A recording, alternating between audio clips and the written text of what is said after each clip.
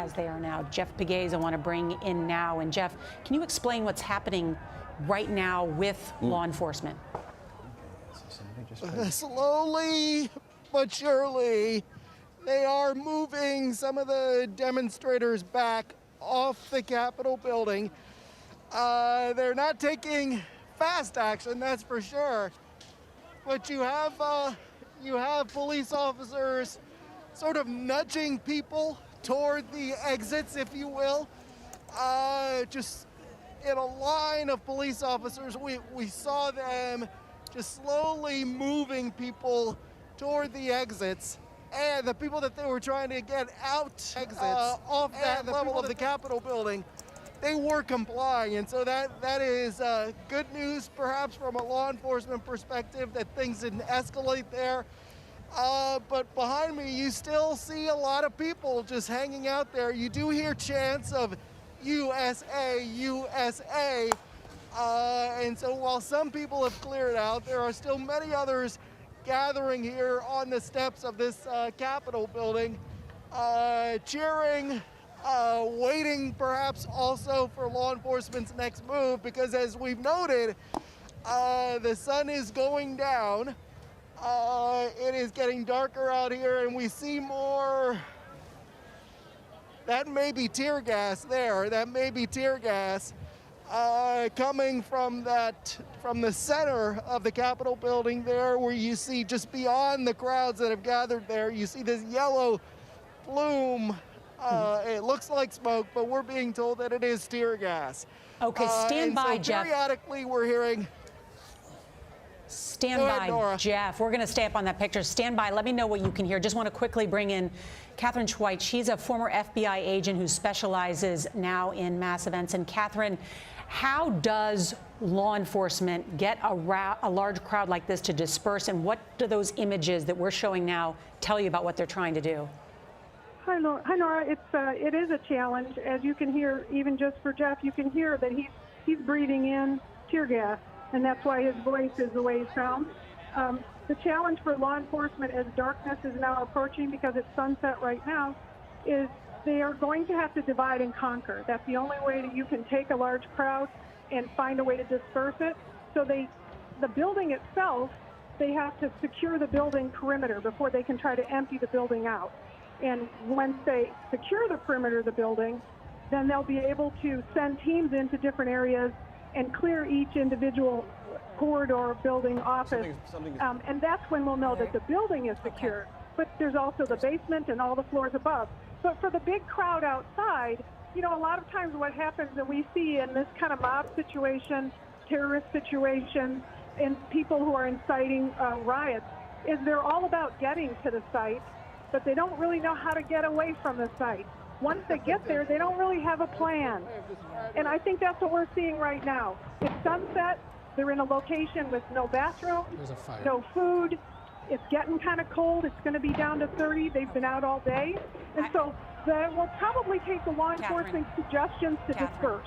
Catherine, we're seeing the disbursement efforts going on right now. I got to go back to Jeff Pegues, because we hear the sound of a bang and what appears to be either tear gas or something like that. Jeff? Yeah, we just think, you know, in the last couple of minutes, we're just seeing things escalate a bit here. We have 5, 6, or 7 or so bangs and more smoke. But what is remarkable to me is that we don't see too many in the crowd moving toward the exit. They're just sort of camped out there. No matter what law enforcement does in terms of these flashbangs and tear gas, they're just sort of camped out there. They're just sort of camped out. All right, so things have calmed down a little bit. I don't know if law enforcement is going to start another round of these flashbangs. You can see the law enforcement right on one of the arches of those windows, pushing supporters out. Actually, that's what it looks like, saying "Get out." Yeah, it looks like a concerted eviction effort. They're crawling out of other offices. Yes, having already penetrated those rooms by breaking the glass and climbing in. This is a very narrow balcony on the west front, so to get these people off of here, they're going to have to find a staircase to get them to. And you can see people now rubbing their eyes. Yes. and sort of ducking their heads and from what is larger numbers than we've seen before coming out of that central entryway with 2 doors, and you see people withdrawing. It's essentially withdrawing. Yeah. Pulling back, quite obviously under threat of arrest and other consequences, and more flashbangs. You can see the chemical irritant, whatever it is. We don't know precisely what it is. And there comes it. You can see you can hear Jeff say definitely tear gas. And Jeff, why do you say it's definitely tear gas? Well, just the color of it, it's this yellow. Yes. There's this yellow tint to that smoke. Correct. We do have flashbangs mixed in there. I think I got that right. We do have some former law enforcement with us. They're here helping us describe some of the flashes and the bangs that we're seeing. But clearly this is that point that we thought would come, where police are stepping up their efforts to clear the Capitol building. That's what you're seeing right now. And now you see this. It looked like a firecracker, but it's not. It's obviously a flashbang as they try to clear people out. Jeff Begay, stand by. We're going to continue to monitor this scene. I want to bring in Michael Morell, the former acting director of the CIA and a national security analyst for CBS News. And Mike, thank you. I guess I need to ask you first about, since you have been at the CIA, how our adversaries may be using, looking, watching at these images. Nora, it's good to talk to you. It's a terrible, terrible day. I think there's 2 things happening overseas. One is what's going through the mind of our adversaries, the Chinese and the Russians and others. And I think they see this as a significant opportunity, right? They'll use it in 2 ways.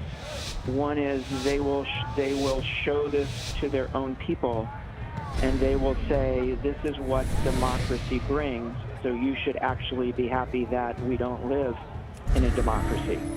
And secondly, they'll share it with the rest of the world with the talking points that this is what the United States is trying to bring the rest of the world when it talks about spreading democracy. I need to get closer. So that's an effort to try to reduce our influence.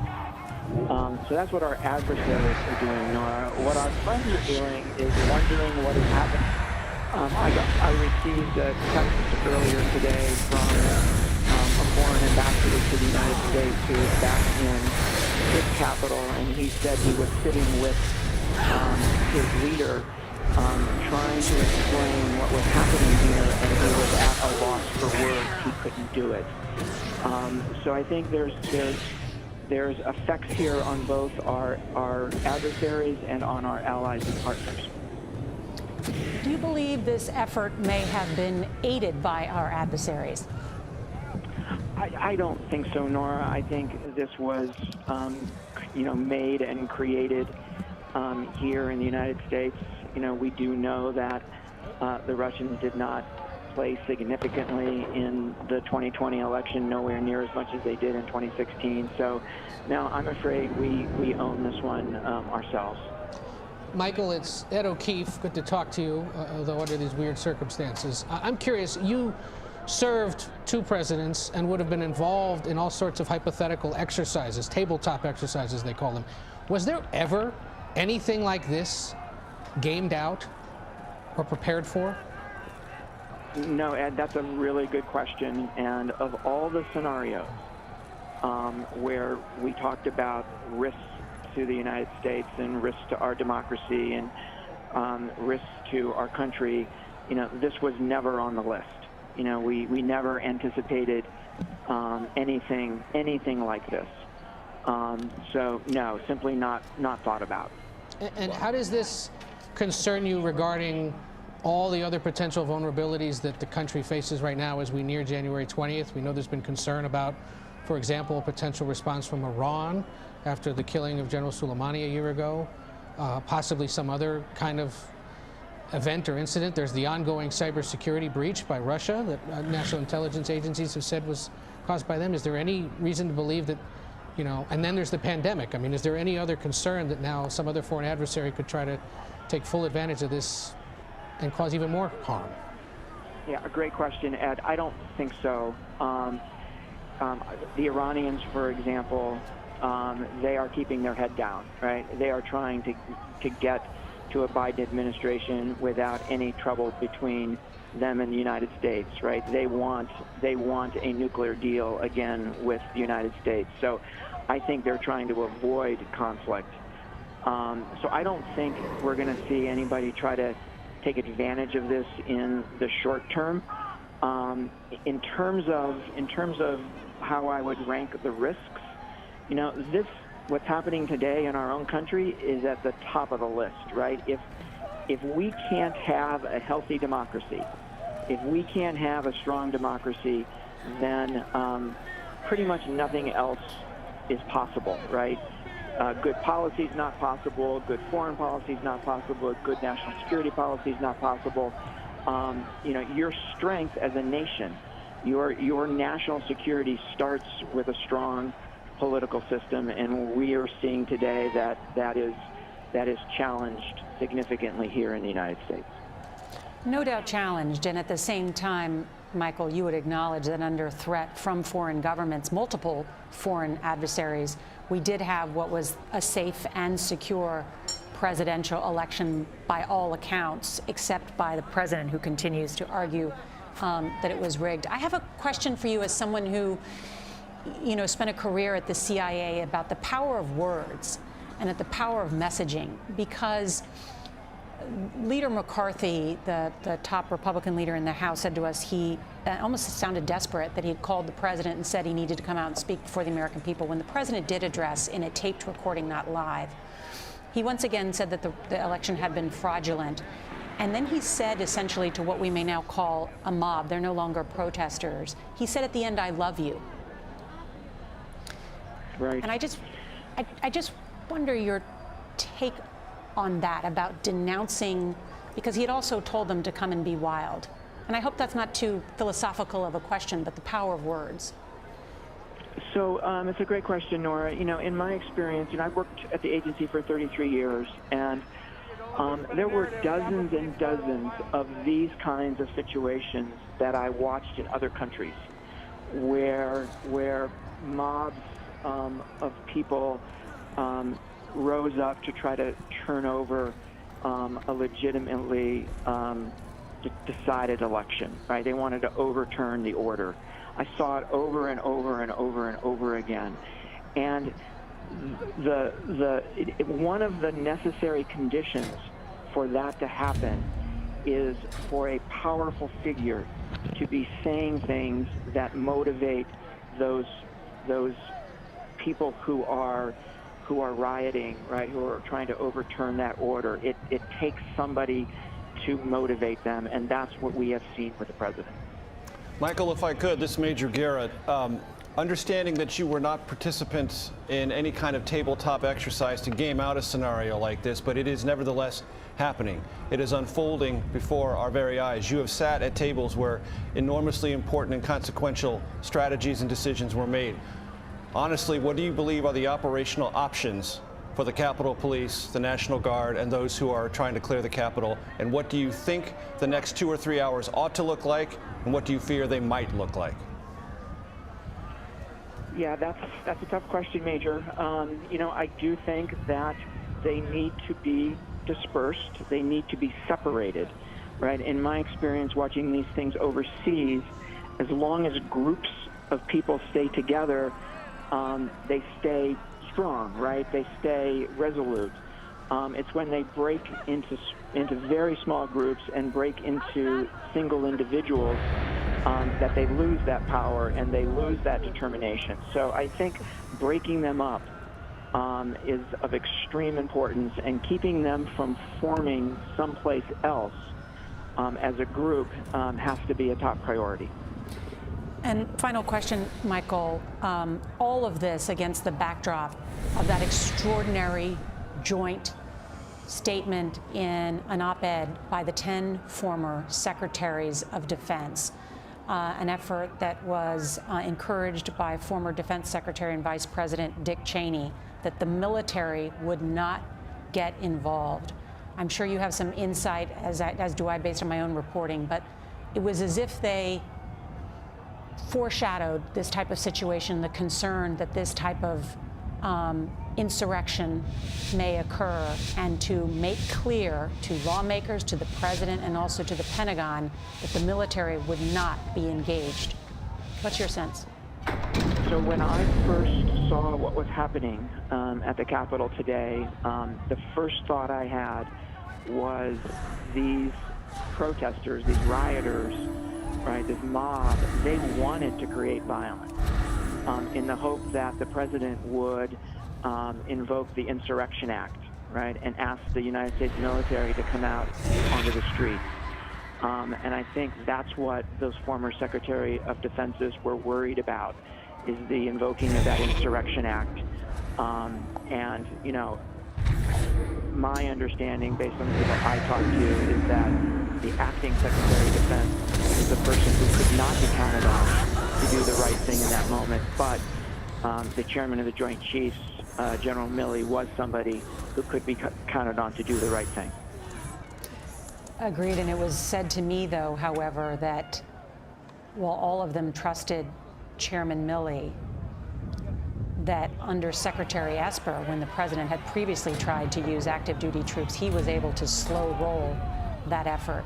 But that, in your words as well, Michael, with this acting secretary, that would be much more difficult. And then in some ways, it's the civilian leadership that ultimately makes the decision about deploying active duty troops. And as you point out, they were all trying to prevent what would really be a worst case scenario. Yep. Michael, we're always so glad to have you. Thank you so very much. You're welcome, Nora. Thank you. Thank you. To let everyone know, it is now 5:18 here in the nation's capital, and the sun has set, and the protesters remain. More than 4 hours we've been live on the air covering what is now a mob on Capitol Hill that has forced a lockdown. The House and Senate to go out of session after a joint session was moving forward with the counting of the electoral votes, which was the final step to in the process of naming President-elect Joe Biden as the President of the United States. We don't use the word certify because the states certify the votes, and it's already been certified. So we're very clear and precise in our language here by saying the Congress doesn't certify.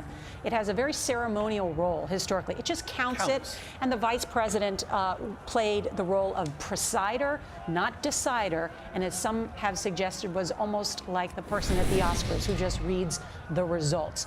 As a result of this mob descending on the Capitol after being incited by the President of the United States, his son, and Rudy Giuliani, this has led to this extraordinarily historic, and historic, it sounds like a positive word, but I don't mean that because we've just never witnessed anything like this in our life, where these supporters of the president have felt emboldened enough to carry this out and place the lives of our D.C. Capitol Police and law enforcement in danger, to place the lives of lawmakers in danger, to place the lives of public servants who engage in the daily act of legislating in danger.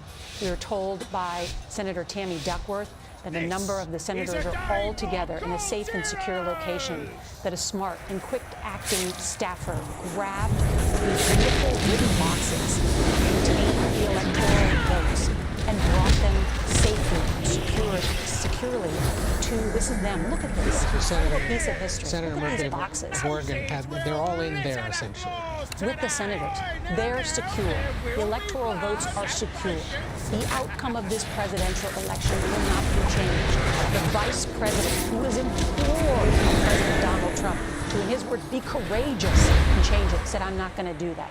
The Senate Majority Leader, Mitch McConnell, who has carried out the will of this president in almost every way, today said, we're not going down the death spiral of changing what is a duly elected president of the United States. There was not the widespread type of fraud that would change the results of this election. It was an extraordinary rebuke by Republican leader Mitch McConnell, not only of the President of the United States, but of some of his own Senate colleagues, including Ted Cruz, including Senator Hawley, and others who said, let's go ahead and challenge this. And had those senators, those 13 senators and more than 100 House members, not done this, and challenged and objected to the count of these electoral votes, this would have been the ceremonial, usually 20-minute process, and all would be said and done. And yet at this hour, we have what some would call an embarrassing scene for American democracy. What President-elect Joe Biden has said is an attack on the citadel of democracy, an attack on the institution of democracy. And yet, our law enforcement now doing their very best job with bullhorns and tear gas to disperse this crowd, because as Senator Duckworth told us, her and her colleagues and some of the senators I know that Ed O'Keefe has spoken with amongst his sources, they want to continue tonight. Yeah, tell us what you're hearing. There are several members of the House are back in their offices across the street from the Capitol. Members of the Senate are all together and are waiting to sort of figure out where, when, and how exactly they might reconvene. The official word so far is that they don't want to allow them back into the House and Senate chambers until some kind of a major security sweep can occur, not only inside the building, but that they know that outside the crowd has been controlled. And we therefore await some sense of when exactly they can do this. Of course, Major, there's nothing saying they have to do this in the House and Senate chambers. They could decide, and we heard from Senator Duckworth earlier, that they might opt to hold this meeting in some other kind of a conference room. There are very large spaces in the Capitol Visitor Center where they could potentially do this, and there are other large committee rooms as well. Ed, let me interrupt you for just a second. We have Representative Mike Gallagher on the phone. Congressman, can you hear me, please? I hear loud and clear. This is Major Garrett. I'd like you to tell me what you think of today, what you believe will be happening in the next 2 hours, and do you believe the House will reconvene to get back to business in chambers or in the Ways and Means Committee room later on this evening? I mean, this was absolute insanity. I mean, this was Banana Republic territory, and it's unacceptable. And I think I've opposed the objection from the start on constitutional grounds, but I think the fundamental problem that no one wanted to say out loud is that the objectors thought that they could have a debate, raise awareness to voter, fraud issues or voting irregularities, but because they wouldn't actually achieve their objective, they all knew that they had no chance of actually overturning the election, but they could have it both ways. But the problem is they gave a lot of people false hope, and they got a lot of people fired up, and now we're seeing the consequences of that play out. And this is just absolutely unacceptable. The president needs to call it off. These people need to stand down. I mean, this is America. This is the United States Capitol, and we're sitting here with our walls barricaded, our doors barricaded. Someone was shot at the U.S. Capitol. The closest thing that I can think of that this reminds me of is the time I spent in Iraq in 2007 and 2008. Is insurrection too strong a word, Congressman? The problem is it's like everyone's in a rush to label everyone else a traitor. I just want this to stop, and we have to support the peaceful transition of power. I mean, that's it. We have to accept the fact that the election's over, and the more we traffic in the idea that somehow Congress is going to overturn the results of the election, the more we incite dangerous things like this, and that's just unacceptable. So it's over. I wish Republicans had won. It sucks. I get it. But, there are consequences to going down this road. Congressman Gallagher, it's Ed O'Keefe of CBS News. Thank you again for joining us. As you said, you're not one of those objecting to the results of the Electoral College. You were among the Republicans who reluctantly accept these results and want to move on. I know you made a fair point about not ascribing titles and blame and whatnot, but it does seem like your party especially, and your House conference most of all, is going to have a serious conversation with itself about what it has allowed to occur today. And I just wonder whether you think that conversation will happen, could happen, and what might transpire. Well, the conversation is going to happen in the next few hours. And the objectors are going to have to ask themselves whether they seriously want to persist in their objections after what they've seen today. And again, knowing that what they're doing has no chance of being successful, that it is all a stunt. I mean, that's a pretty cynical ploy right there. So at a minimum, when we get back together at conference, I think we all have to say we're not going to persist in the objection. Support the peaceful transfer of power, and we're done perpetuating the fiction that somehow Congress has the authority to overturn the results of the states. Congressman, to what degree have you been communicated with by leadership about what will happen tonight? Will you reconvene? I've been told that it's possible that the House may reconvene, not in the chamber itself, but in the Ways and Means Committee room. If that message came down, I missed it. I haven't gotten that. So, you know, I've heard nothing formally from leadership right now. I would imagine they're trying to figure it out. And all the focus right now is just on making sure this thing doesn't escalate any further, making sure that the, now violent protesters disband, abide by the curfew. But I have not heard anything about when we're going to reconvene. Do you believe it's necessary for Congress to send a message that it get back to business as soon as possible? Yes, 100%. I think it's necessary for Congress to send the message that we support the peaceful transition of power and that we, as the federal government, don't have the right to overturn the will of the states and, by extension, the American people. That is sort of Schoolhouse Rock Constitution 101. Congressman Mike Gallagher, we thank you so very much for joining us. Chip Reed, I believe, is near Capitol Hill and has some new information to share with us. Chip? Yeah, I'm just on Constitution Avenue, just outside the Senate. Two things here. Number one, there were a group of about 20 media with cameras at the Senate swamp site, which you are certainly well familiar with, just out at the bottom of the Senate steps. And out of nowhere, we were suddenly surrounded by about 40 or 50 protesters who started chanting things that I can't repeat about the media on TV. They started throwing bottles. They started pushing people. They picked up the metal fences that we were surrounded by and throwing them at us.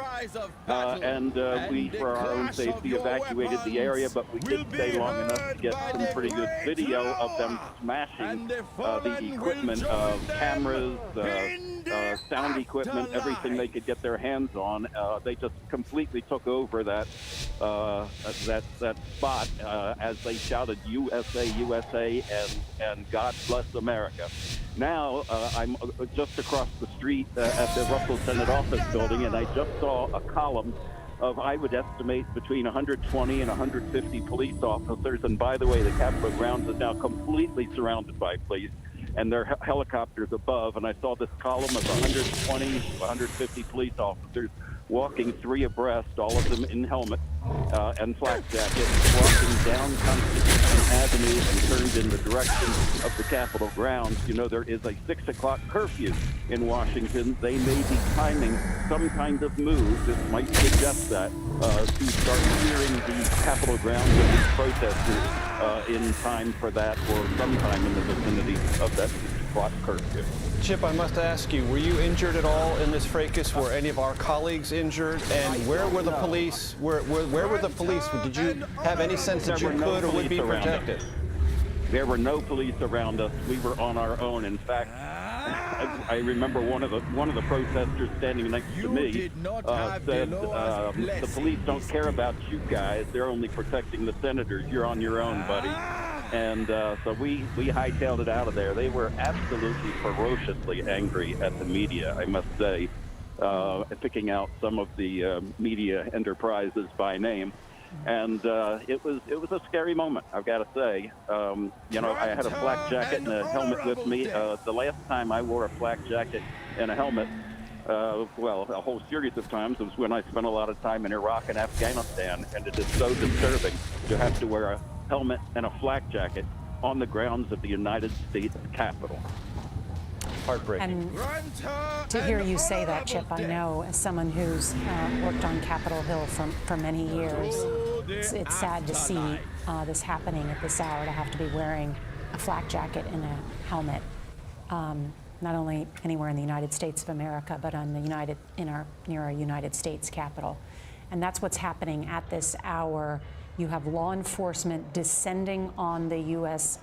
Capitol to try and disperse this crowd from the Capitol.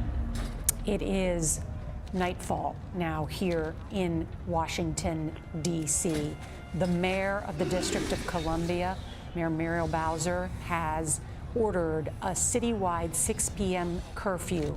It's my understanding that it has been communicated to protesters that that curfew will be enforced by arrest. It appears They have already used tear gas and other materials. I want to bring in Jeff Pegues, who is right there on the scene. Jeff, has that messaging had any effect?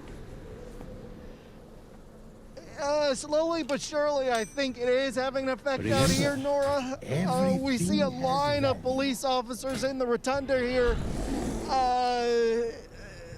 pushing the crowd of protesters back. And in fact, if you look here to my left, you will see that more of the protesters are streaming from this area, which suggests that police are being more successful in their efforts to clear this capital area. Now that the sun has gone down, nightfall has come, and that curfew that you mentioned is fast approaching. So their efforts are paying off a little bit more. We see that there are stragglers there waving their American flag, sometimes chanting USA, USA. But certainly law enforcement, as you noted, has picked up the pace in terms of getting this area cleared. Jeff Pegues, who is right there just off the west front of the Capitol, where 2 weeks from now we'll be covering the inauguration of President-elect Joe Biden, which is what today was supposed to be about. Really a ceremonial effort in a joint session of Congress to count the electoral votes, and then tens of thousands of Trump supporters coming from the White House, incited by the President of the United States and encouraged to incite violence, and that's exactly what they carried out. There has been violence on Capitol Hill. A woman shot, transported to the hospital in critical condition. An additional other, we're not clear who they are. One person who was trying to climb the walls also fell and fractured some bones, transported. A number of injuries reported by the D.C. Metro Police, who are now on the scenes, aided by members of the National Guard. We've seen members of the FBI inside the Capitol. What they're trying to do is, we're seeing outside the Capitol. We don't have cameras inside. What they're also trying to do is essentially clear step by step inside the Capitol. Room by room, corridor by corridor. Every office building as well. And every office building, because, as Senator Tammy Duckworth and other lawmakers we've spoken with today told us, they want to keep going. And I just heard from another senator who says they still don't know when, where, or how they might reconvene tonight, but they certainly want to. Stick and stay. And I think, do we have that shot of the west front of the Capitol again? With the expansive look at the lawn? That right there you can see is... This is Pennsylvania Avenue, it's hard to tell. Control room, do we have a sense of where exactly that is? Either way, what we were conveying with images a little while ago is that while this is an intense crowd, it is not a large crowd at this point. It has begun to thin, it appears, and with the exception of what Chip Reed just reported to us, a full-on assault of members of the media on the east front near the swamp site. That's an area just at the foot of the Senate stairs on the east front of the Capitol. That area is largely empty, it appears, by all the video shots that we've seen, the live footage. So it appears what remains of the crowd has concentrated to the degree it has on the west front. And I would just point out that for those who were chanting God bless America and USA, USA, that is utterly incompatible with assaulting members of the media. Your First Amendment right to assembly is guaranteed in the Constitution. So is the free press. And they are not at odds. They're only at odds when you act like criminals, as those people who tried to attack Chip Reed, our other colleagues, and destroy their equipment did just moments ago. It's an excellent point, and the freedom of the press and the freedom to assemble and others was enshrined in the First Amendment, not the 11th Amendment, Nope. the First Amendment, for a very reason, which was to, as the framers talked about, to hold public powerful officials accountable, as Madison talked about. I'm showing you now live pictures. Come on, guys, go home. You hear the Metro Police trying as peacefully as possible. Let's listen into this.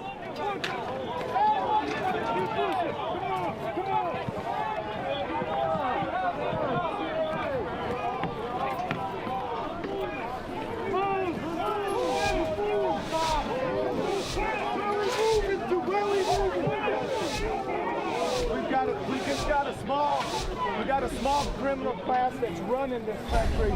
Y'all don't move in, ma'am. You stand with us. You don't go to church on Sunday. You got a big good guys.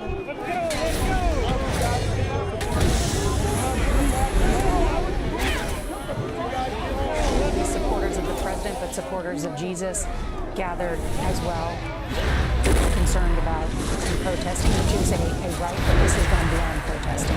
This has now placed the law enforcement and others in danger, as well as the destruction to our federal property and disrupted the work of lawmakers and diligent public servants. And you heard, Nora, the audience heard one of the protesters as he walked away say there's a small criminal class that runs this country. That is an embedded grievance that Donald Trump did not invent, let us be honest. But as a candidate and as president, he has pointed to and suggested is real and is given a sense to those people who held that grievance that it's real. And he's the only alternative to it. Listen just a minute. All goods and services for sale. What happens when we have the power and you guys are getting pushed down? You guys don't want us with your weapons. And we should tip our hats to the DC police, who frankly have put up with a lot of this over the past year, whether it's pro or anti-Trump supporters, the Black Lives Matter protests that were held. This is a police force that has been worn pretty thin and worked pretty hard dealing with situations like this across the nation's capital. We should update. We now have some definitive information on that. We're being told there are 1,100 D.C. National Guard that have been mobilized, 200 Virginia state troopers, and an unknown number of Virginia National Guard that have all been sent to D.C. at the mayor's request. 500 Maryland National Guard and state troopers. Montgomery County Police have sent 53 members of their special events response team, an all hands on deck. Look at this picture as the Capitol is lit up bright tonight to give law enforcement a clear picture and to remove those. And the reason, as Alan He, our Capitol Hill reporter who just spoke with Senator Manchin, he said to Senator Manchin, what's the plan for tonight? And Senator Manchin told Alan He, we plan as soon as they get everything cleared, but we're going to go back and do our business. And Alan said in the Capitol tonight, and Senator Manchin said, we sure hope so. So we'll say whatever it takes, these thugs are not running us off. That from the senator from West Virginia. As we discussed many hours ago, there would be an institutional imperative to send a signal. The Capitol is lit up not just to aid law enforcement in the removal of these insurrectionists and mob violence committers, but also to look the way it does, to be a shining light symbolically and quite genuinely on Capitol Hill. It is the place that when you're in Washington, you see from a great distance. It is inspiring. It's always been inspiring to me. I consider it the most beautiful building in America. I really do. I love to be inside that building. The whole story of America is there, both in art and in architectural representation. And it's lit up for two reasons. To help law enforcement, but also to be a symbol of the country. It will endure. And those lawmakers want to get back to that enduring part of it, getting back to the work and not being intimidated, not being scared away. It's small. It is, I agree, the most beautiful building in Washington. Atop it sits Lady Liberty, a woman, the highest point in Washington, statue built by slaves. And now, today, we learned that the first black senator from the South will represent the South in a true changing of America. Georgia, yes, from Georgia, yes. It's funny, while we sit here, it seems so insignificant, but when the day began, it was quite significant. There is now Democratic. Have we actually announced that we've called it? Yes, we have. I know. But we have it on the air. No, but can we do that? Major, I actually did ask a little while ago. Hey, what's up, everybody? It was thought that we. Yeah, today's an emergency broadcast kind of day. I wanted to still. Moment about just what this is the most important thing going on. What we're witnessing live, I should say, but it is. What has to happen. That has eclipsed intent on those two Senate races because it controls the future of this country, legislatively. I mean, it's the most very extremely powerful, which is why Congress, there was talk that, that Wall Street, that the markets would tank as a result if Democrats took control. They did not. But we are reporting at this hour and had just a few hours ago that the Democratic candidate for the Senate, Jon Ossoff, who is a 33-year-old documentary filmmaker, has defeated the incumbent Senator David Perdue in what has been now is at about 30,000 votes there. We had earlier called in the middle of the night for the other Democrat all running sorts in of that noise. race, Reverend Warnock, who is the pastor at Ebenezer Baptist Church, where Martin Luther King once presided, and he defeated the not the acting senator, but the She replaced Johnny Isaacs and Kelly Loeffler, filling out the unexpired term of Johnny Isaacs. She was never an elected senator. She was just filling out an expired term. Fix the camera And running real for the quick. opportunity to do that, So and was defeated. Now CBS News projects that Democrats hold 50 seats in the United States Senate, as do Republicans. And with the vice president-elect a Democrat, she would cast the tie-breaking vote, which would give them the majority. We want to return now to Capitol Hill and see exactly what's happening there, because you see law enforcement trying to disperse protesters.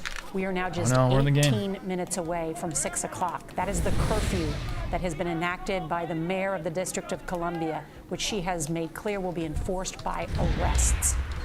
My guess is the jails may be full tonight, given the number of protesters still out there. And Chris Van Cleve has been in the crowds. Chris, tell us what you're seeing about the efforts to disperse these protesters. Well, we're on the western front of the Capitol here. You can see it's a much different scene than when we last spoke to you. A lot fewer people here. The Capitol Police have deployed a series of flashbangs, smoke. They've been complaining about pepper spray or tear gas as well. That has certainly helped thin the numbers of people that are out front of the Capitol here. There's still a number of people right up along the Capitol base there that are continuing to protest. But you know, and for all the talk about what happened inside the Capitol today, a lot of the people that gathered out here did so peacefully. They were here to protest, here to be heard, and many of the folks were just as surprised to hear about what transpired inside the Capitol as everyone watching at home. We have seen not only Montgomery County Police, but a large number of Fairfax County, Virginia police come into the Capitol area here as they've been moving forces. Anyways, Max, how are you? Area, not only from D.C., but Maryland, Virginia. And as you talk about that curfew that is coming up here in a few minutes, it's been quite some time since where we have seen any police officers, at least moving in this area. I can see some flashing lights in the distance. Join the queue. Most notable difference at this point, certainly the temperature has come down. What is happening outside the Capitol appears to be a peaceful protest as people are filing out. Where they go from here is an open question. D.C. has a curfew that will go into effect at 6 o'clock. Certainly, people are being encouraged to go home or go back to their hotels. But that remains a bit of an open question, where the crowd from here is going. Nora? Right, and Chris Van Cleve, as you know, as Virginia has been involved. We'll do one in more arena skirmish, and then we'll start queuing for battlegrounds, and I'll do some Virginia, quests. Which is just right across the river, where probably some protesters could be staying. I shouldn't say protesters, part of this mob group now we're calling them, are staying. They're also imposing a 6 p.m. curfew there as well, and a state of emergency in Virginia, so that they can continue to respond and help in the nation's capital. And the use of the bullhorns to notify them is to give basically the district and all the police there the legal authority to say, we warned you repeatedly. If you stay here, you will be arrested.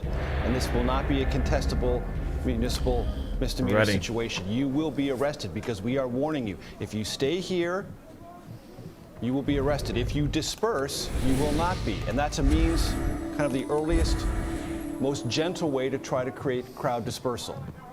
Warn them repeatedly, give them fair notice, and then see if they withdraw. And as they withdraw, you begin to create a calmer situation. We are beginning to see that begin to materialize, which I got yoga in might be a positive sign. We've got some breaking news just right over now. 2 hours, so we'll be live for about an hour. Nancy, what are you hearing? just because I was gonna be live earlier, but Democrat from Michigan and a close ally I was captivated by what's happening in the news and very upset. That the Capitol is You now know, I am secure, upset the by my inside at social least, media and that posts. they should now get back to fulfilling their duty of certifying the 2020 election. yeah. If that is true, if the entire Capitol complex is now secure, that is pretty remarkable because there are an endless number of corridors and offices and nooks and crannies and hideaways that would need to be checked to ensure that there is no one left inside this complex who doesn't belong here. I mean, we have been seeing images all day long of protesters or mob members, whatever you want to call them, taking out podiums. We saw one guy with his feet propped up on Nancy Pelosi's desk.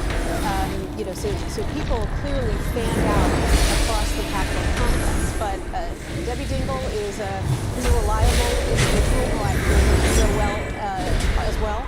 And I could tell you from talking to lawmakers on both sides of the aisle, they really do want to get back to work tonight to finish ratifying these electoral college results, both because they know that this is a job that needs to be completed and because they want to show that Congress is not going to be intimidated, cowed, delayed from doing important work by an unruly mob like this. So there is a lot of work going on behind the scenes right now to figure out exactly where and when they would be able to resume safely.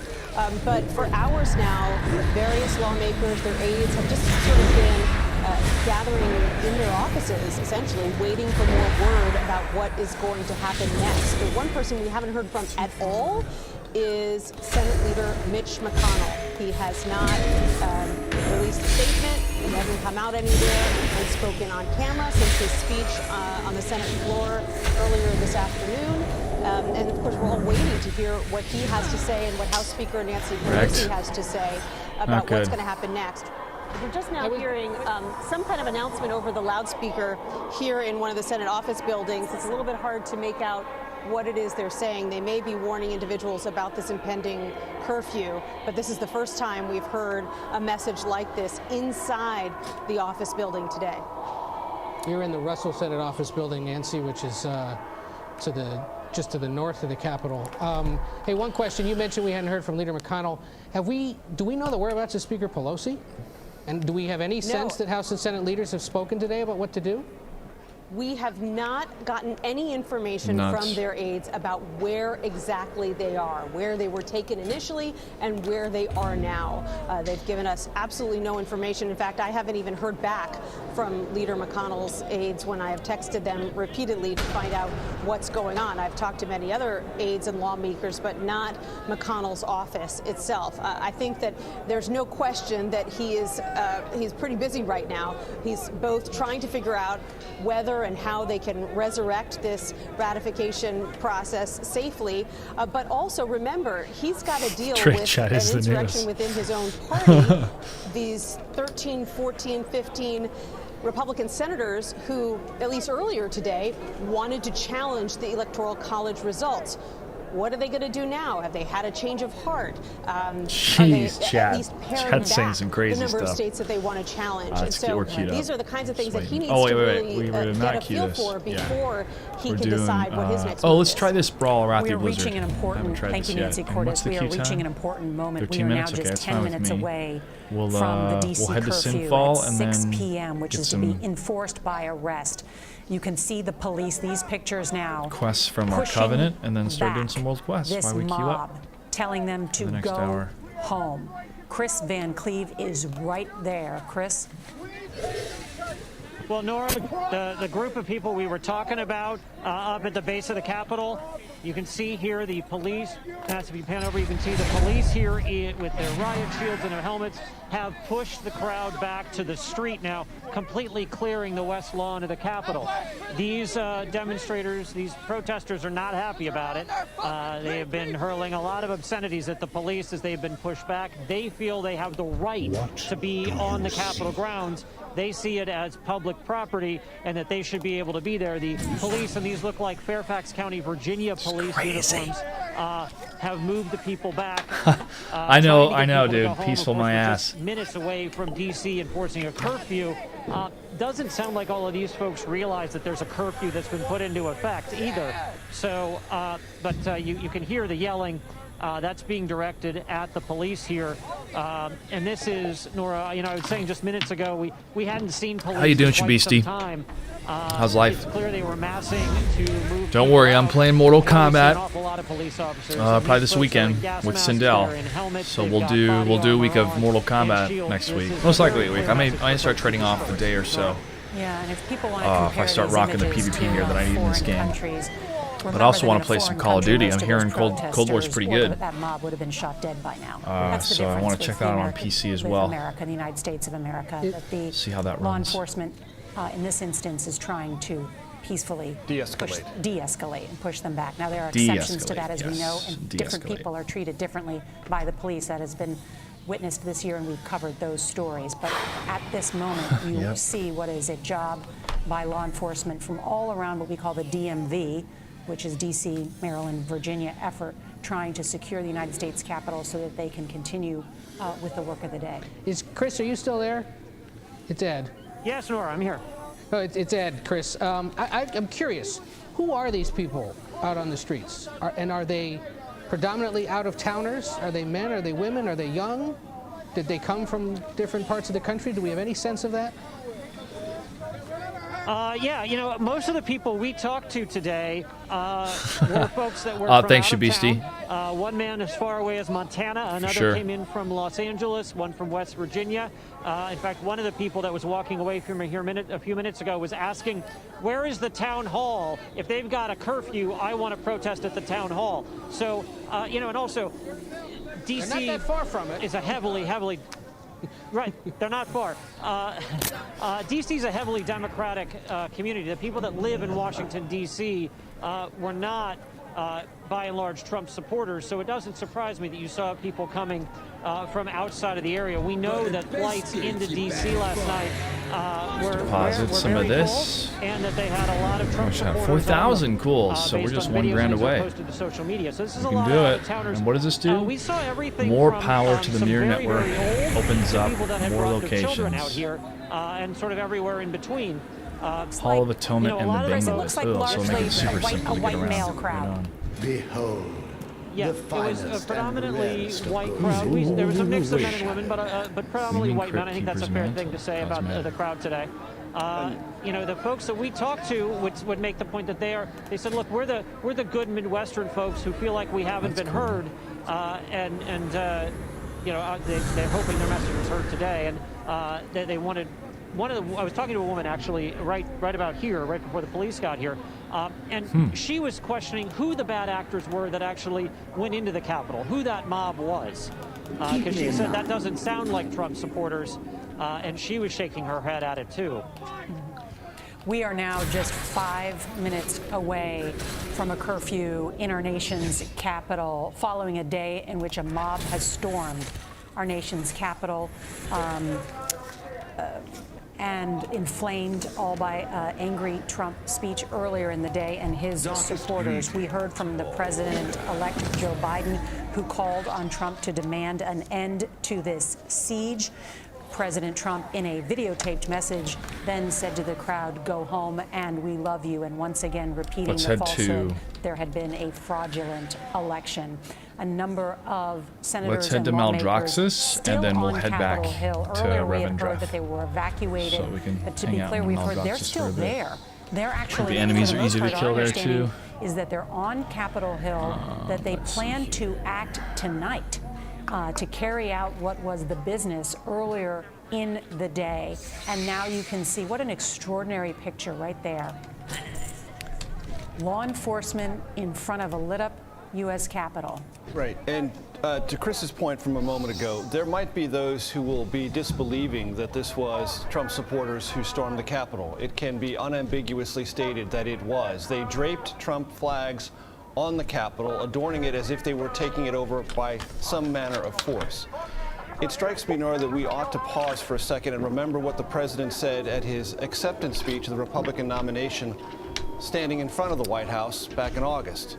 He said that Republicans were the party of law and order, that Democrats, if elected, I appreciate you stopping by, Shabisti. Anybody stopping by, hit that like button, smash that subscribe.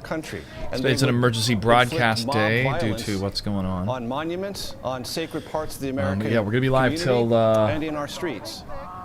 We'll be live till 4 o'clock Pacific time, so this gives us another hour to hang out and grind a little bit more. He said those were the stakes, at least in part, of this presidential election. That Democrats would unleash mobs that would attack our most sacred values, institutions, and streets of our country. He didn't say it once, he said it more than once. One other point, Nora, and I think you were beginning to allude to it. All of us have covered, at one dimension or another, the new quest for social justice in this country, in the sense that sometimes the application of police force is disproportionate and affects people of color differently. People that I've gotten to know in that community have texted me today saying to me, Major, if this group, this assemblage, was all people of color and doing exactly the same thing, they would have been treated manifestly differently, and it would have been much uglier. Yeah. I think that's something that we should put on the table and at least take note of. Absolutely, and in other corners of social media, because a lot of this was ginned up on social media, but on other corners of social media today, where these people don't go, there are a lot of people saying that. That if this even had a hint of diversity to it, it would have been handled different, because overwhelmingly... Yeah, even Batman said that today, Michael Keaton. We've seen it with our own eyes all day, folks. This is a predominantly white crowd, and there are people across the country who are observing this and thinking it might have gone a little different. True or not, it's an emotion that I think, based on what you've seen, what's been texted to me, has to be regarded as real and part of this fabric that is strained and stressed in this country. The police chief of Washington, D.C. says that these pro-Trump mob has deployed chemical irritants on police. They did earlier in the day in order to break into the United States Capitol.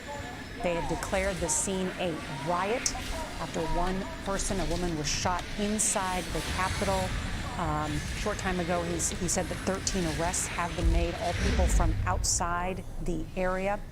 And the mayor of the District of Columbia, Muriel Bowser, has said the behavior of those on the Capitol Hill was shameful, unpatriotic, and above all, unlawful, and that this behavior will not be tolerated.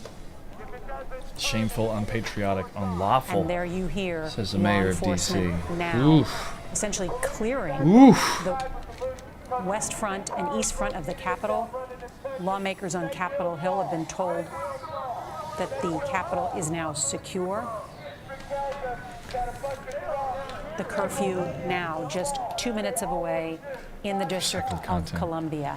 And as you can see, the heavy police and ambulance presence on Capitol Hill, we can expect now, and I'm curious what's happening inside the control center that is directing all of this law enforcement about how strict they will be in terms of arrests.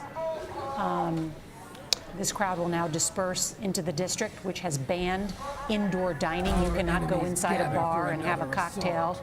That's just not permitted, because the first time now, we're going to mention this, there is a pandemic raging across America. D.C. has not been one of the worst places because it has enforced a very strict mask mandate policy, and of course is now under a policy of no indoor dining amenities. And was very limited even when it extended that. Right. A little news from congressional leadership. A lot of the clamoring to reconvene has come from rank and file members throughout the day, but not the leaders who set the agenda. Senator McConnell, the Republican leader, is encouraging fellow senators that they will resume tonight at some point in order to project strength after what went on today. And Congressman Jim Clyburn, the House Majority Whip, the lead vote counter for House Democrats, says that they will resume tonight, continue the business of, he uses the incorrect word, certifying the Electoral College votes. But a signal from House leaders that run the floor that they will reconvene. You know, and I'm gobsmacked now reading the statement by former President George W. Bush, who has just put out a statement saying this is how election results are disputed in a banana republic, not our democratic republic. I am appalled by the reckless behavior of some political leaders since the election and by the lack of respect shown today for our institutions. Appalled by the reckless behavior of some political leaders. That is a rebuke of Senator Ted Cruz. that's a rebuke of Senator Hawley. Am I incorrect in reading it that way? Nope. I just think that. And if I remember, It should also be noted that former President George W. Bush yesterday put out a statement that he would be attending the inauguration of President-elect Joe Biden, a signal that he believes a peaceful transition of power should occur. He does not put any weight into these baseless charges of either election fraud or rigging. And in his words, witnessing the peaceful transfer of power in America never grows old. And then later in that statement, he says, to those who are disappointed in the results of the election, our country's more important than the politics of the moment. Let the officials elected by the people fulfill their duties and represent our voices in peace and safety. May God continue to bless the United States of America. And that statement from the former president echoes something that Mike Gallagher told us just a little while ago, that it was his opinion, Republican member of the House, that some of his colleagues thought that they were just playing with small kindling, that this really wouldn't go anywhere, and that they were just associating themselves with a sense of anger in the country and mistrust of the election, but that they were essentially using procedural blanks, that it wasn't live ammo. And his point is, actually, it was, and you should have known better. And not only were you incautious, but you are partially to blame for that which we have seen play out in the United States Capitol. Quite obviously, a set of circumstances none of us, in our wildest and darkest imaginings, could have imagined.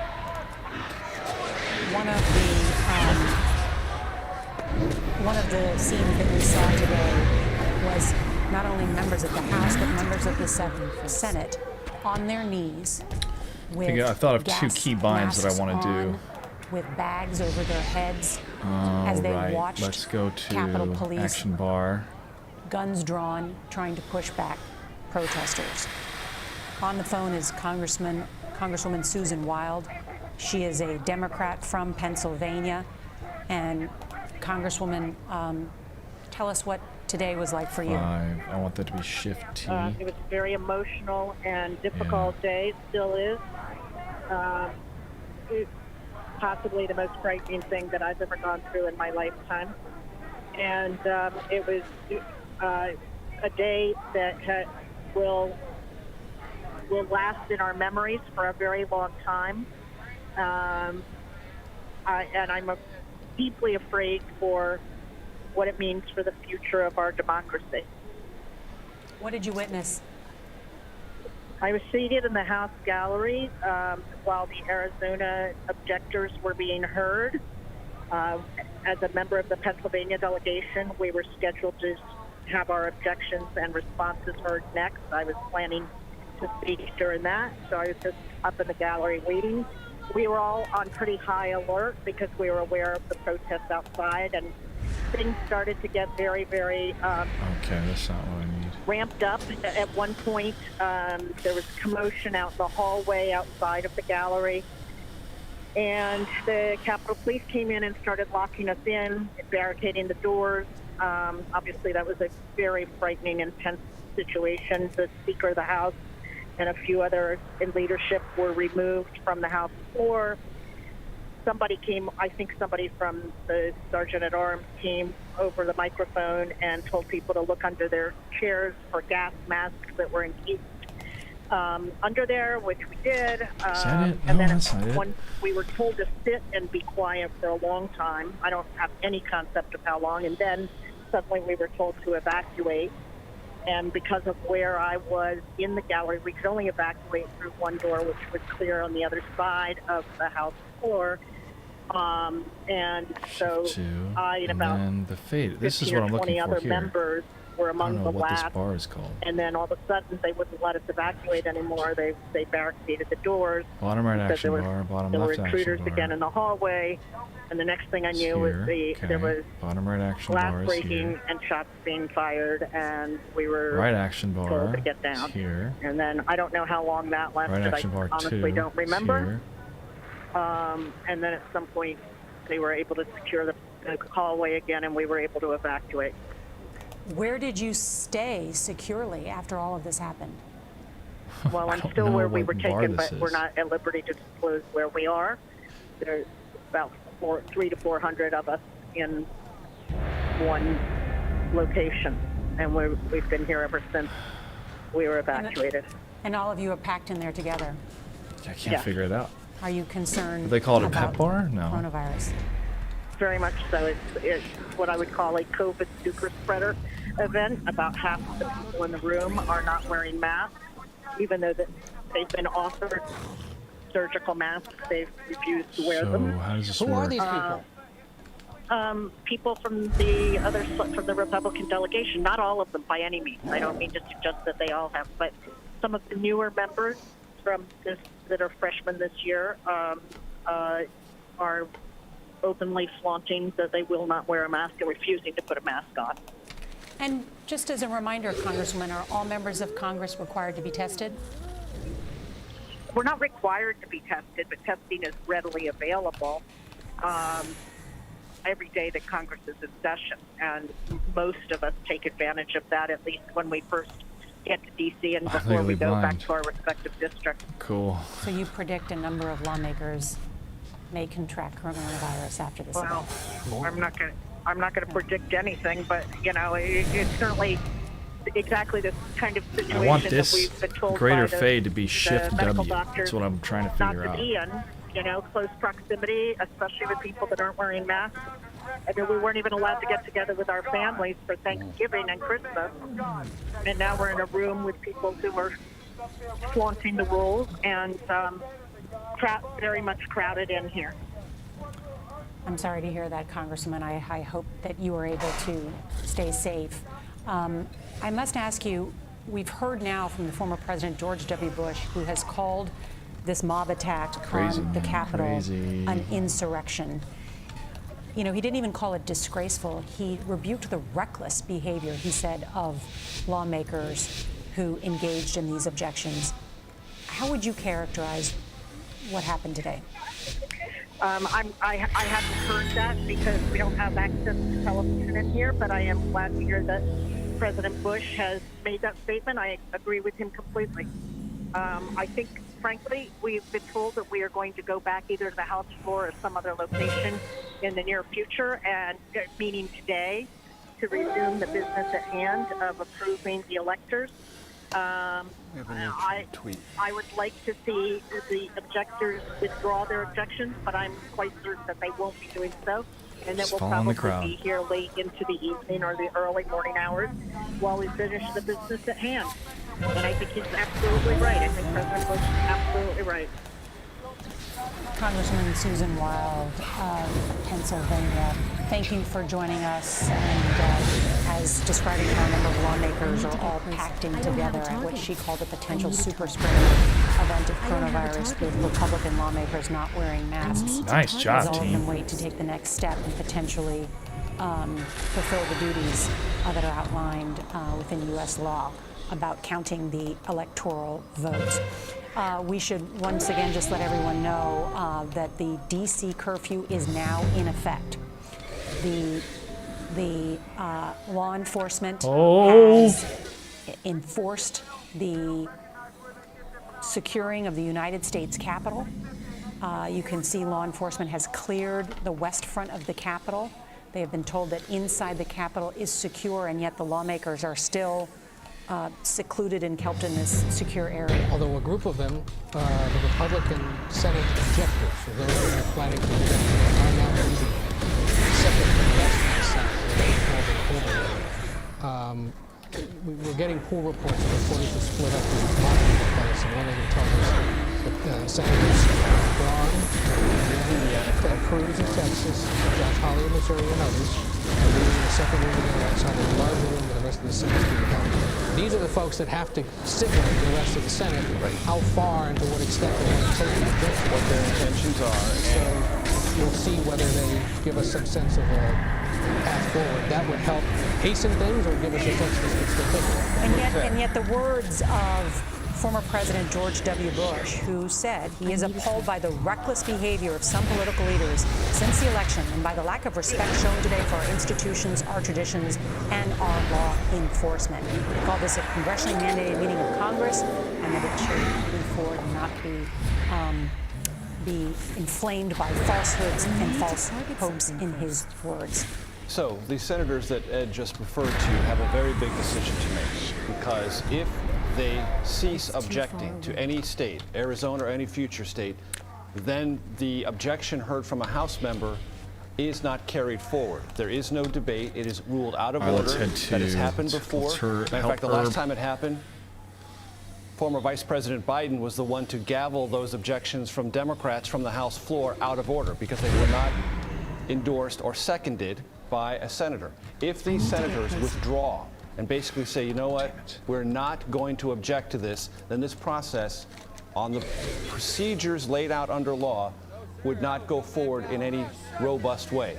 House members would object, they would be ruled out of order, there would be no 2 hours of debate for each chamber, and this process would move much more as it has in the past. It is an enormous consequential moment for these senators. I heard a rumble sound, and I couldn't tell if it was coming from the news or coming from outside. On what basis are they continuing to object, and in any way, shape, or form are they fueling that which we saw play out unimaginably and grotesquely in the Capitol today? But couldn't they be fueling it if they don't do something at this point? If they don't follow through with at least some of it? Couldn't these people come right back tonight and try to do it again? That's going to be part of the calculation, potentially. There is a way to describe what would be happening. We thought about this. We now say that it has fueled something that we consider to be out of control and uncontrollable. We are going to stick with the Constitution. We ask you to do the same, and if you don't, you will be in violation of the law and the spirit of not only federalism but constitutionalism. And we essentially, because of your actions, are withdrawn. That is one option for them. As you quite accurately point out, Ed, another political option is to say, no, we're going to continue this, but don't be as aggressive. Do you think, and does anyone at this table think, that puts the genie anywhere closer back in the bottle? Or not sap, but I couldn't do dispersion. And we have some breaking news and some sad news to share with you. CBS News has learned that the woman who was shot earlier inside the Capitol has died. Damn. Per law enforcement. It is not clear who that woman is, but we showed you that disturbing video earlier that she has sadly passed. And so this violent mob that has led to a confrontation with law enforcement and Capitol Police has led to at least one death, multiple arrests, and also multiple others transported to hospitals for a number of different injuries. But we have that update for you at this hour. Oh. There is also, because of what has happened and the seriousness of what has happened, former President George W. Bush saying it's more like what happens in a banana republic, not a democratic republic. There are now calls for Vice President Pence to invoke the 25th Amendment, even though there are just 2 weeks left in President Trump's term. I want to bring in David Becker, our election law expert, to explain what that means and why those calls are taking place. David?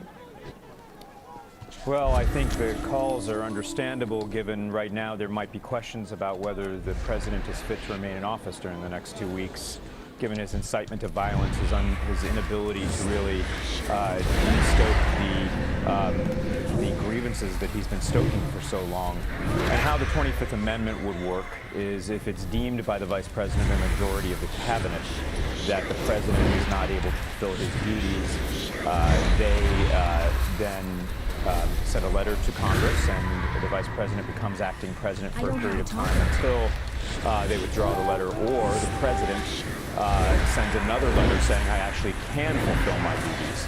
Then the Vice President and the majority of the cabinet could again send a letter making their case for him to be removed from office. That's one possibility, of course. I think we've also seen some calls from members of Congress to impeach the president again. And of course, that can happen at any time. He could be impeached, and then if the impeachment are passed by the House, the trial would go to the Senate, and that trial in the Senate could be very, very quick as well. Those are Nice, two options bait given and the switch. circumstances we now see. Got Whether him. that's the right way to go, I think, is a really open question right now. Got him. But what we've seen today is one of the most Flow shameful episodes flow like a in modern butterfly, American sting like a history, so it's understandable. I also want to ask you, David, too, because there's also some critics today of companies like Twitter and Facebook, and saying that those social media companies have failed to prevent the misinformation, the spread of misinformation that has led to this chaos and this insurrection today. Yeah, that's a great point, Nora. This is, we no longer share a common reality. We have what we know is fact, which is that this was the most secure, transparent, scrutinized election we've ever held in American history. You're not in the same reality, you're in the cult's reality. The highest turnout we've ever had. And yet, on issues like vaccines and COVID and international relations and so many other issues, we no longer share a common reality, and certainly social media plays a role in it's a that. trap. Shoot. There's going to need to be a very long conversation, and it Get needs the flag, to be dude. bipartisan, and it's not going to be solved right away about how disinformation, how social media, and even perhaps how mental health issues all play into these issues right now to get people riled up like this over an election that was so successful, where so many people participated, to the point where they would storm the Capitol. A woman has died tonight. This should cause some serious soul searching. And we should point out that these calls for possibly invoking the 14th Amendment aren't just coming from liberal Democratic lawmakers, but among other groups, the National Association of Manufacturers, a major business group in this country, issued a statement saying, quote, Vice President Pence, who was evacuated from the Capitol, should seriously consider working with the cabinet to invoke the 25th Amendment to preserve democracy. This is not the vision of America that manufacturers believe in and work so hard to defend. Say across America, millions of manufacturing workers are helping our nation fight the deadly pandemic that's already taken hundreds of thousands of lives. They're trying to rebuild the economy, and in their belief, they think the president's distracting from that. To use a generalization, these are not hand-wringing academics. These are industrialists. Yes. These are people who are at the core of the manufacturing part of America, historic economic background, and they see a general sense of buying time, and unpredictability about the future of the U.S. economy. And that is an extraordinary statement from them to say this needs to be thought about in serious ways. And then calls for impeachment coming from people like Ilhan Omar, the Minnesota congressman. It was the manufacturers to our attention. We've also now heard from the acting Secretary of Defense, Chris Miller, who has put out a statement saying that along with the chairman of the Joint Chiefs of Staff, General Milley, that they spoke together with the Vice President, Speaker Pelosi, Leader McConnell, Senator Schumer, about the situation on the Capitol, and activated the D.C. National Guard to assist federal and local law enforcement. I can see that you know, Major, where I'm going with this, is that they're notably absent from this is the President of the United States. Correct. That is why not? He's the president. He's been left out of this public decision statement illustrating the decision made by the Vice President on this. And that is an exercise of power. There's one. To nice job, team. enlarge the law enforcement presence to quell this uprising. The senior most member of the Trump administration to ratify that was the Vice President. That gets us a little bit farther down the road operationally to this conversation we were just having about who's exercising power. The Vice President just exercised power in consultation with the bipartisan leadership of the United States Congress and the Chairman of the Joint Chiefs of Staff. And I'm also struck that the President-elect Joe Biden, as well as George W. Bush, both called this an insurrection. And an insurrection usually involves more organization and military planning than this. But there was planning. I looked on the website of this organization to stop this deal, to bring this protest, which was organized primarily by Women for Trump, is the primary organizing avenue among many others. I imagine that's just a fundraising vehicle for that particular group. But it was an organized rally with a full speech planned at 11 o'clock by the president as well as other supporters, and a national park permit as well. Yeah, and then they marched up the street, and somebody had to bring along that large Trump banner that was hanging briefly from the west front of the Capitol, so clearly it was organized. I wonder, I see Chris Van Cleve there, who is being pushed back along with others. Nice job. I wonder, Chris, are you still able to hear us and describe what's happening? Yes. Well, Nora, you know, we are past the point where the D.C. curfew has gone into effect, and now this is D.C. police, largely, that are moving people back. It's been similar to what we have seen in past protests here in D.C., where they'll draw a line, they'll mass up, and then you'll start hearing them move back, and they'll establish a new perimeter line. And here we go, more move back, and that's what's happening here. Is the D.C. police are walking people away from the Capitol. Hey, Mass, we need to go this way here. You're going to hit a fence. Yep. We're moving back here, further back from the Capitol. These sort of things are pretty commonplace in D.C. with the demonstrations, and the D.C. police need to move people around. Get wrecked. Basically, every day of the week, there's somebody yelling at a building in Washington. Every day of the week, there's somebody yelling at a building in Washington. What the D.C. police know how to do. They do it very well. That's funny, and man. They are moving the Trump supporters. Mass, you can see there are still some of the Trump flags and things up ahead here that we're walking towards as we're being moved along by the D.C. police. And where are you right now, Chris? National Guard, the D.C. Sure. So we are.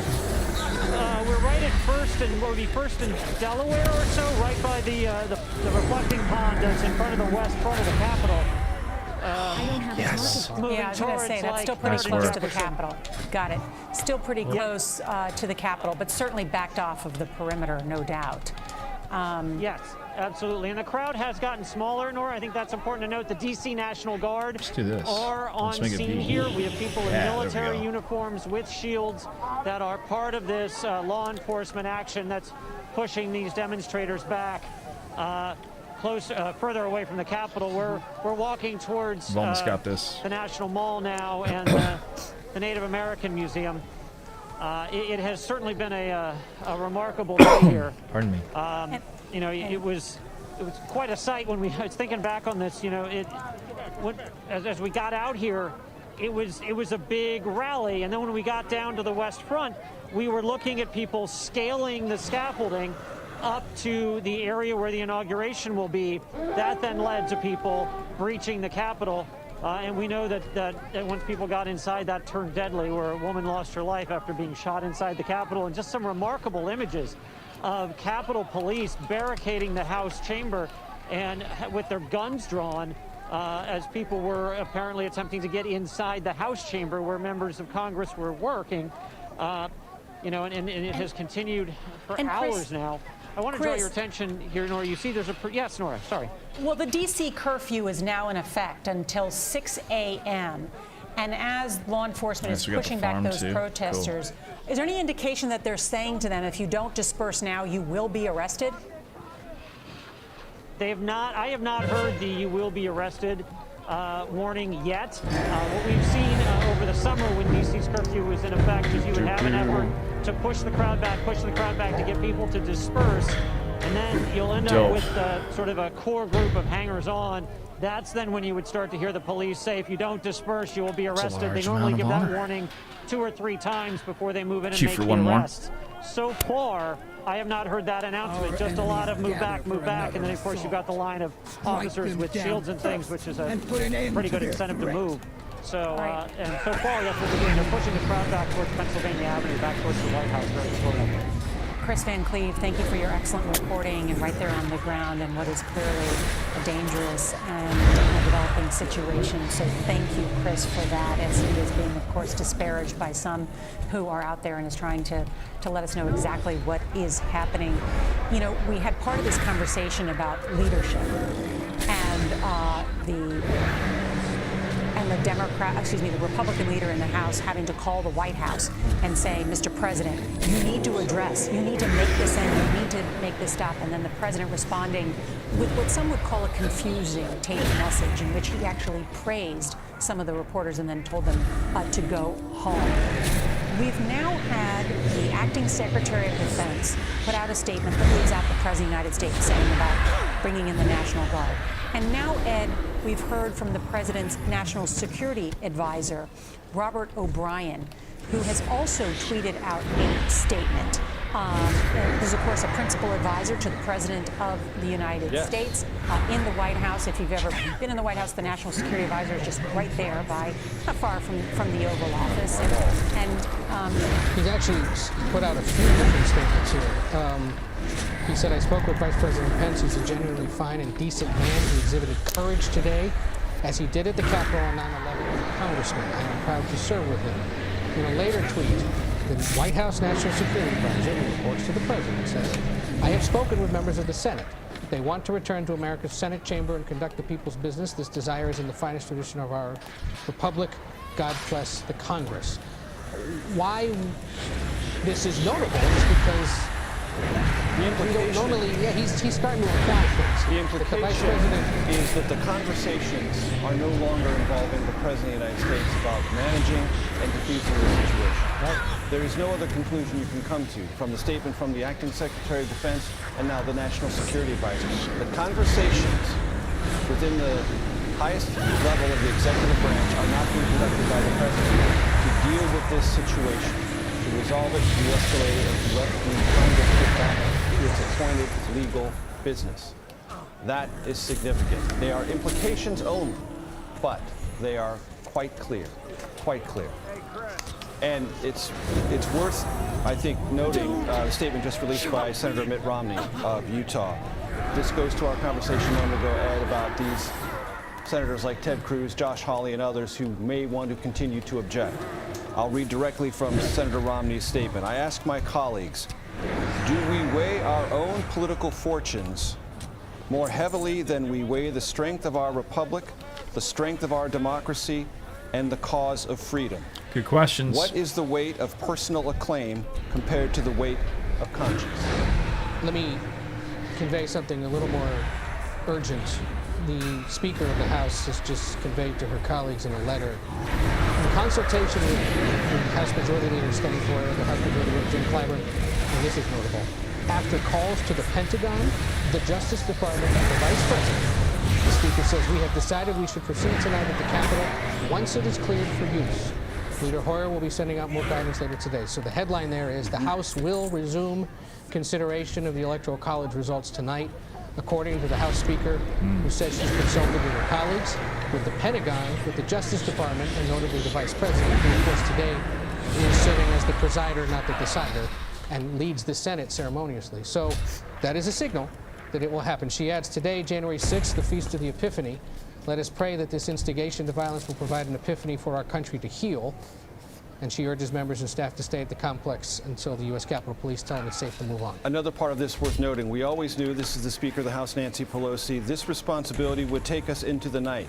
The night may still be long, but we are hopeful for a shorter agenda. But our purpose will be accomplished. That is a suggestion that the number of states that might be objected to is narrowing or will be narrowed, and that this will be accomplished more rapidly than originally planned. Fair reading of that, it seems to me. We're witnessing now at this hour the efforts by law enforcement to remove the mob from Capitol Hill, to get them to disperse as the D.C. Capitol is still under lockdown but is secure at this hour. Just gonna kill these dudes until one more of these siege things President opens Joe up. Biden and we'll have finished one of these George things. W. Bush calling this an insurrection.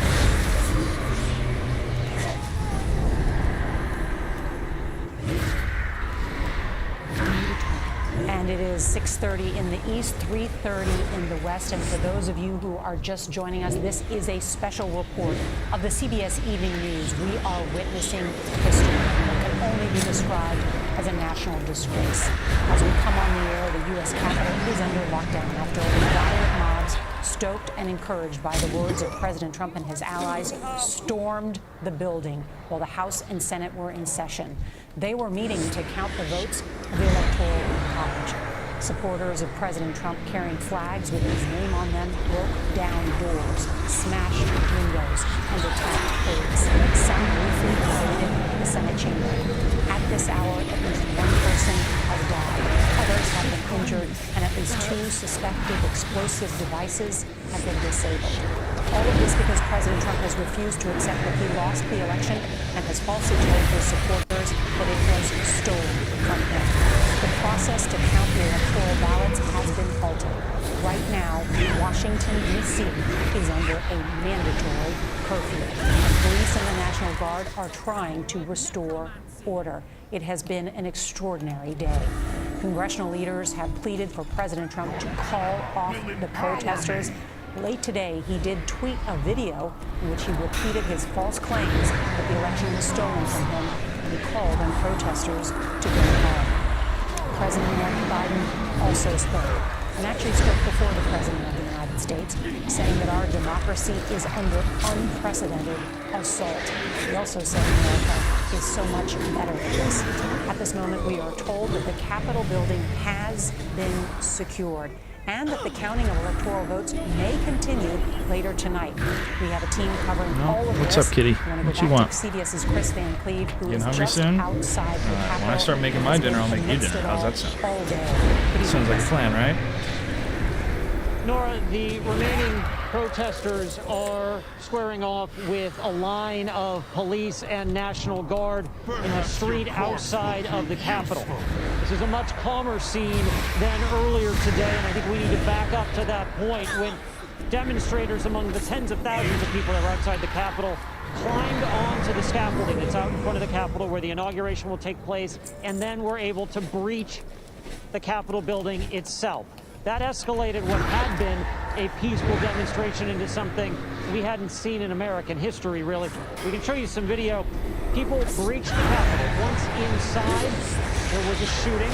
We understand now a woman has died. There are also some striking photos as both houses of Congress were in session, the House and the Senate. The Vice President was there. Multiple people in the line of succession were in the building. That forced both houses of Congress to be locked down. Capitol Police had their guns out, directed at the doors as people outside attempted to get inside. We watched as members of Congress were evacuated, one in a gas mask. Listen to what David Trone, a representative from Maryland, a Democrat, had to say.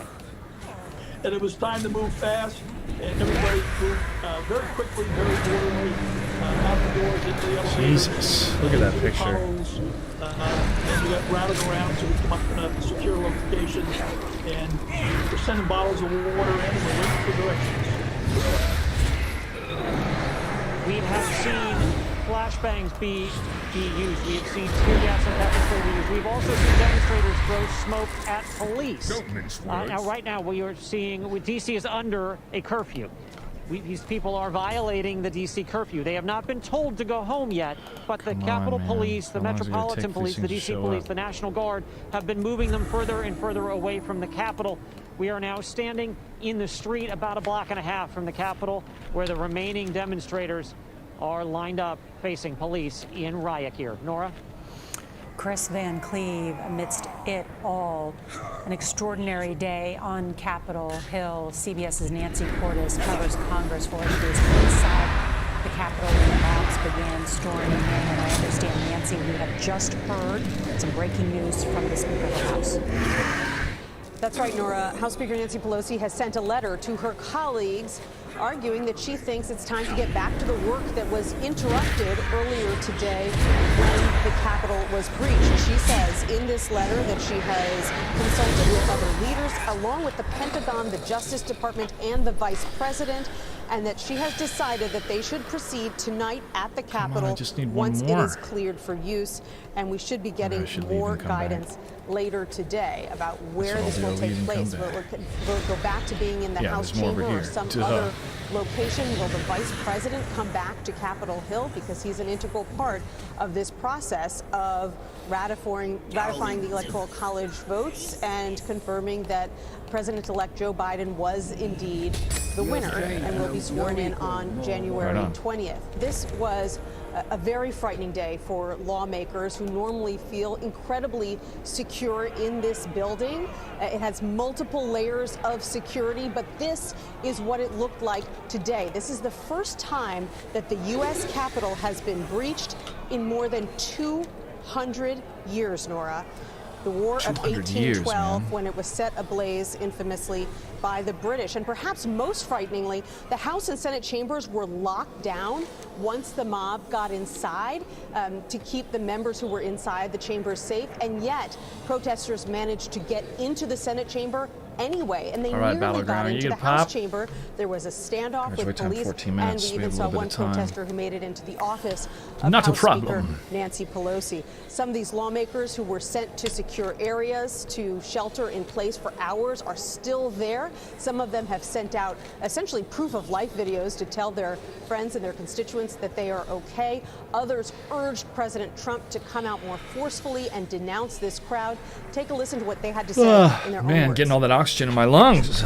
We were waking me up. Just told that there has been tear gas in the rotunda, and we're being instructed to each of us get gas masks that are under our seats. This is Banana Republic crap. Mr. President, you have got to stop this. Well, I'm proud of America, but I'm not proud of this. It's extremely disturbing. It's not what you'd expect in the great country of America. One big question tonight: I keep hearing that the year in, year out. Oh, this isn't America. This isn't America. To challenge the Electoral College results in multiple states back down now that we have seen so much we're still unrest fighting for an today. ideal. We know that those lawmakers have been meeting to discuss this, whether they're going to back down entirely or perhaps pare back the number of states that they want to challenge. And we won't know exactly what's going to happen next, Nora, when they're going to resume, until those lawmakers have made their decision and conveyed it to the House Speaker and to the Senate's Republican leader, Mitch McConnell.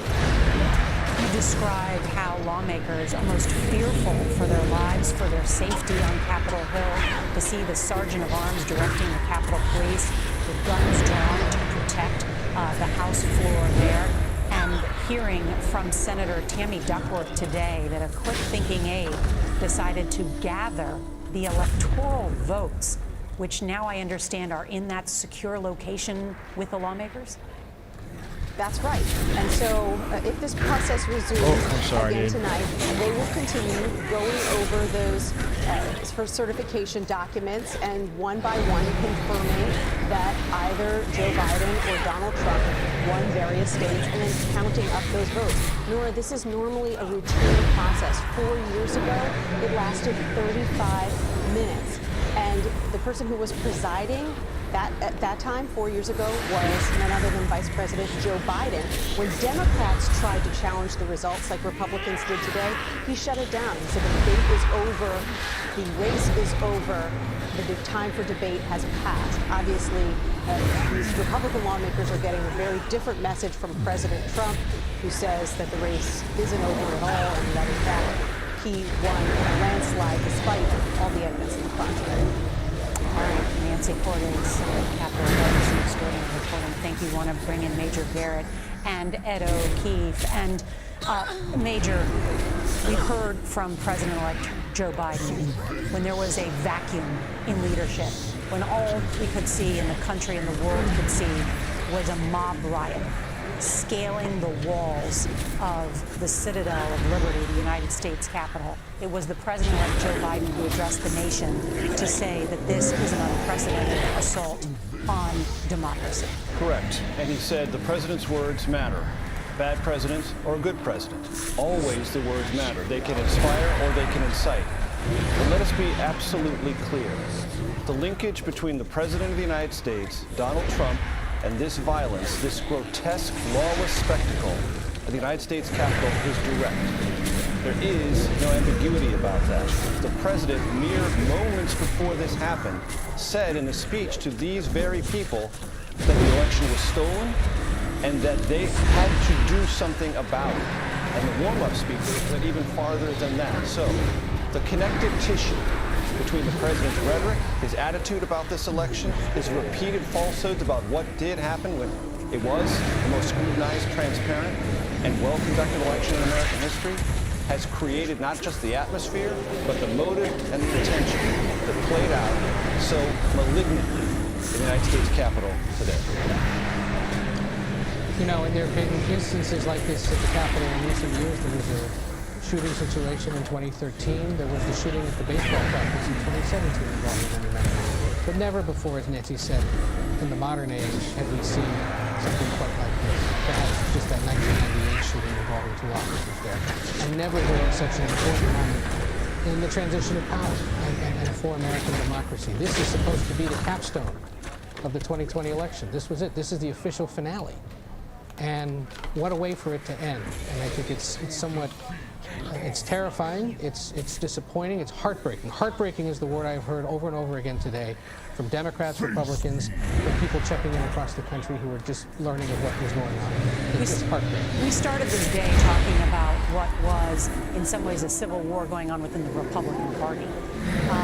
Because that bitterness, that division that has been apparent in Georgia led the party to lose 2 Senate seats. CBS News has now declared that the Democrats won both of those Senate runoffs, handing the Democratic Party 50 seats in the United States Senate that will allow Kamala Harris to be the tiebreaker. That has enormous legislative implications, also for who Biden can choose as his appointees. It was what conservatives, what Wall Street business executives were so threatened by, worried about, that now Democrats essentially control the House, the Senate, and the presidency. And that really changes so much about this town. And yet, the blame being placed on the President of the United States, and some lawmakers deciding to stick with him, and then others deciding it's the end of the Trump era. We've spent much of the last 2 years talking about divisions within the Democratic Party. Ideological, stylistic, generational, gender, racial. Nothing as profound as this. There is a total cleavage now in the Republican Party because this was such a profound demonstration of anti-democratic behavior today at the Capitol with the world watching.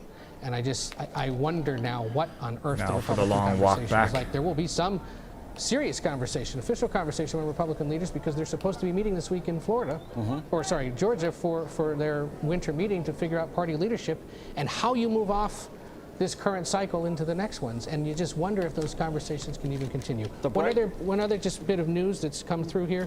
The Senate Democratic leader, Chuck Schumer, telling reporters a little while ago, 8 o'clock when asked what's next. He said 8 o'clock. Not entirely clear, but that would suggest that perhaps they're going to go back into session in the Senate in about an hour and 20 minutes. All right, and part of that effort then, and the Capitol last will be activity secured before by the National Guard.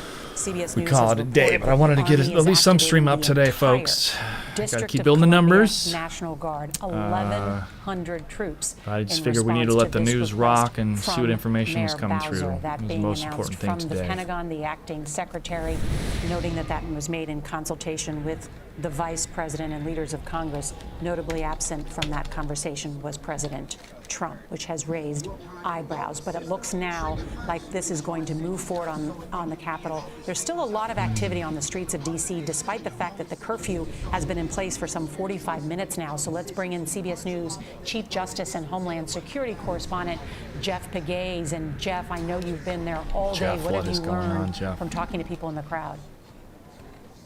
Well, most of the people have cleared this scene, and that is good news, obviously, for the National Guard that is set up here behind me, keeping the crowd that is left back from the Capitol. But since early this morning, President Trump supporters have gathered in D.C. They walked down Constitution Avenue to the Ellipse where President Trump had called them for this rally today. You know, the law enforcement here and D.C. Homeland Security officials expecting tens of thousands of people. But this was a massive crowd, and it filled the Ellipse. And as Major Garrett alluded to, there were speeches, Nice including grouping. Rudy Giuliani, who talked about trial by combat. And there were other words that inspired this crowd to walk toward this Capitol today, and that's exactly what they did. Even as President Trump was in the middle of his speech, we saw people turning and walking away and heading toward the Capitol. I asked one woman, well, where are you going? And she said, I'm heading toward the Capitol. The speech has inspired me. And so once we got here to the Capitol, you heard people encouraging other Trump supporters to storm the Capitol, to breach the Capitol. In fact, there was a woman with a bullhorn who was telling people to do just that. We need more men up at the Capitol!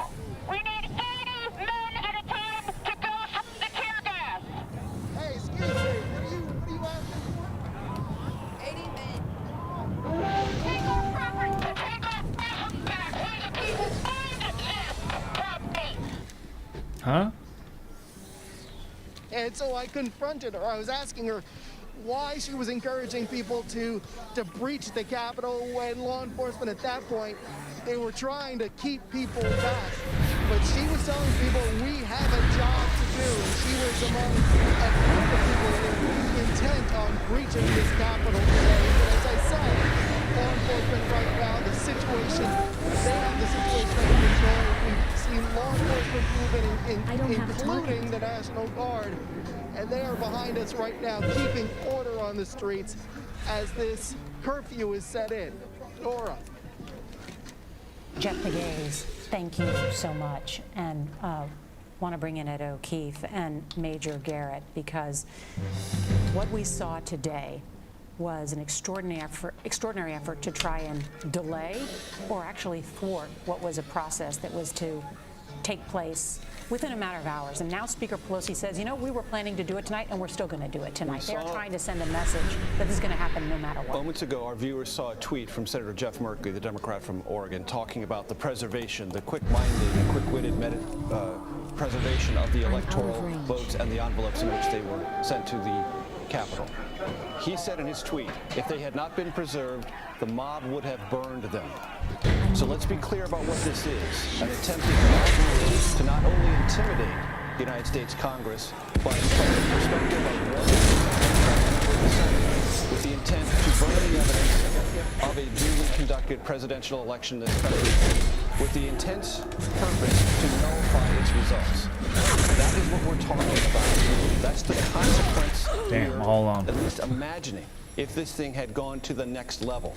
The level it achieved is already repugnant and repellent in our history, but it could have been worse, and from this senator's tweet, much worse than any of us. All right, I'll make you dinner soon, Kitty. Even 6 hours ago. I mean, yeah, there are other copies of these results, but this. Okay, so they're not going gold mine, so let's go to lumber. It's not as if they couldn't have been replicated, but the intent of that and every all state that is it carries with it. Yeah, every state's required to make 6 copies for a reason, and you know, but the symbolism would have been terrible. And kudos to them.